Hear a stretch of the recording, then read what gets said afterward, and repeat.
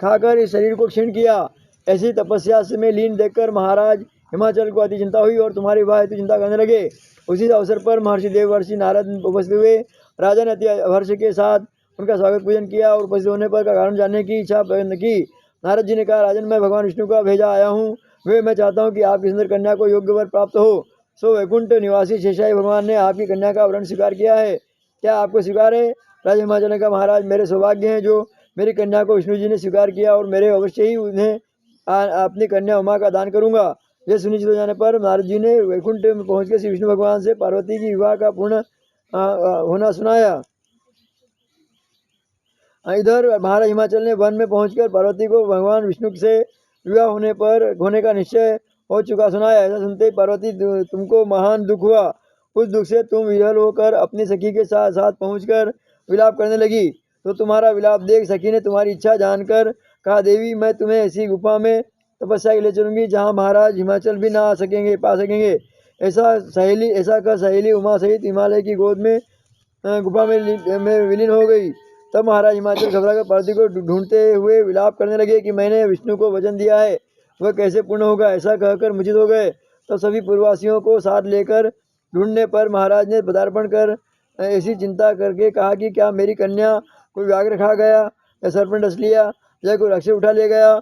उस समय तुम अपनी सहेली के साथ गहन गुफा में पहुंच बिना जल पान के मेरे व्रत को आरंभ करके नदी की बालू का लिंग स्थापित कर विविध वन पुष्पों से पूजन करने लगी। उसी दिन भाद्रपद की तृतीया शुक्ल पक्ष हस्ता नक्षत्र युक्त प्राप्त थी।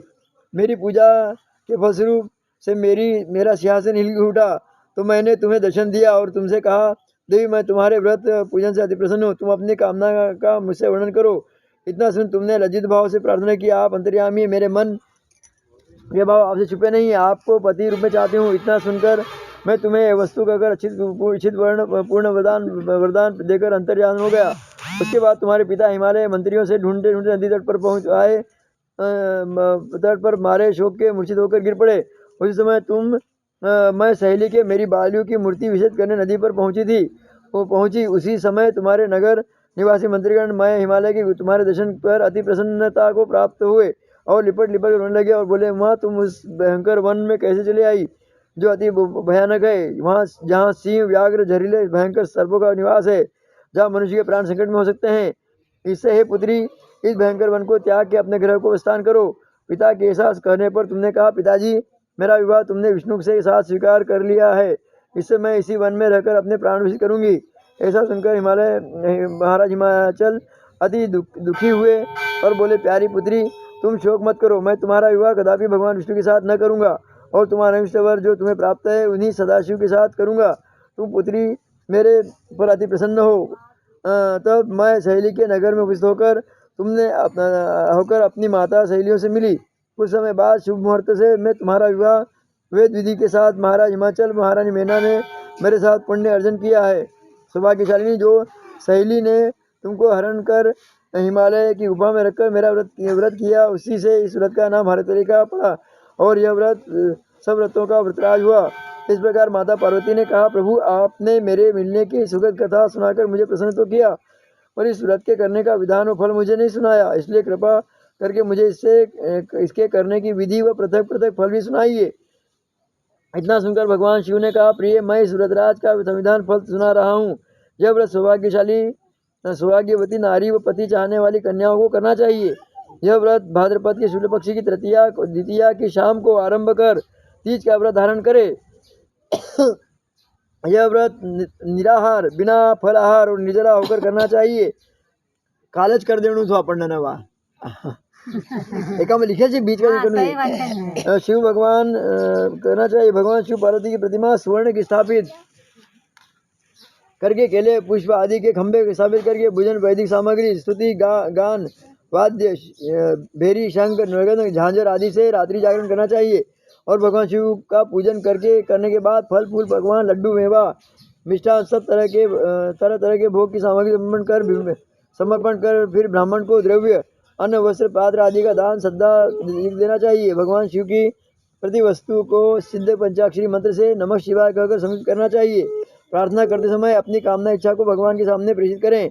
फिर पार्वती से नीचे लिखी प्रार्थना करें। पार्वती माता से प्रार्थना। जय जग माता मेरी भाग्य विधाता, जय जग माता तुम हो पार्वती शिव प्यारी, तुम दाता आनंद पुरारी, सती संतों में रेख तुम्हारी, जय हो आनंदाता, जय पार्वती माता, जय जय जय जग माता, जय जग माता, जय भाग्य विधाता। इच्छित वर मैं तुमसे पाऊं, भूल चूक को दुख न पाऊं उठाऊं, भाव भक्ति को तुमसे पाऊं, कर दो पूरन दाता, जय जय जग जग जय जग जग माता, जग जग माता, जय जग माता, जय जग माता मेरी भाग्य विधाता, जय जग माता। प्रार्थना के बाद पुष्पों को दोनों हाथों में लेकर पुष्पांजलि समर्पण करें। फिर चतुर्थी को शिवलिंग का किसी नदी या तालाब में विसर्जन करें।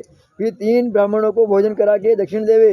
इस प्रकार व्रत पूर्ण करने से नारी सौभाग्यवती होती है और धन व पुत्र पौत्रों से सुखी जीवन व्यतीत करती है। कन्याओं को व्रत करने से कुलीन विद्वान धनवान वर को प्राप्त होने का सौभाग्य होता है। हे देवी, जो सौभाग्य नारी इस व्रत को नहीं धारण करती वो बार बार विधव्य पुत्र शोक को प्राप्त होती है। जो नारी तृतीया के दिन व्रत रखकर चोरी से अन्न खाती है वह शुक्री का जन्म न पाती है। जो फल खाती है बंदरियां की योनि प्राप्त करती है। जो जल पीती है वो जोग का जन्म लेती है। जो दूध पीती है वो सर्पिणी का जन्म ग्रहण करती है। जो नारी मांस खाती है वो बाघिनी होती है। जो दही खाती है वो बिल्ली का जन्म ले पाती है। जो मिठाई खाती है वो चींटी के जन्म को धारण करती है। जो सब चीज़ें खाती है वो मक्खी का जन्म लेती है। सो जो उस दिन सोती है वह अजगरी योनि प्राप्त होती है। उमा जो इस व्रत को श्रद्धा विधि से धारण करती है वह मुझसा पति प्राप्त करती है। वह दूसरे जन्म में तुम्हारे समान रूपवान होकर के इस संसार में उत्तम उत्तम सुख भोग को प्राप्त होती है। इस व्रत के करने के बाद नारिया शिव लोक को वासी होती है। सदगुरुदेव भगवान की जय, भोले शंकर भगवान की जय, पार्वती माता की जय, सदगुरुदेव भगवान की जय, गजानन गणपति भगवान की जय, सदगुरुदेव भगवान की जय। अच्युतम केशवम ब्रह्म नारायणम कृष्ण दामोदरम वासुदेवम भजे, श्रीधरम माधवम गोपिका वल्लभम, श्री जानकी विनायकं श्री रामचंद्रं भजे, श्री कृष्णचंद्रं भजे, श्री गुरुदेवं भजे। नमः शिवाय। ओम